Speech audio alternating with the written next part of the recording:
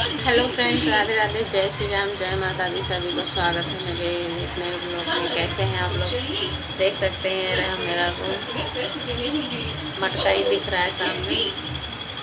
बहुत दिन हो गया, सोची ब्लॉग नहीं बनाएंगे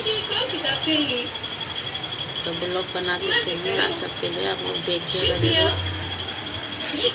और कैसे हैं आप लोग कमेंट में जरूर बताइएगा। मेरा वीडियो टाइम से नहीं पड़ा, मेरा तबीयत ठीक नहीं, तबीयत खराब है। ठीक हो जाएगी तो बनाऊंगी टाइम से।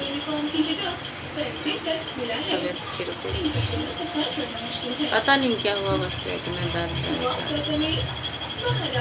क्या करूँ दोस्तों, समझ में नहीं।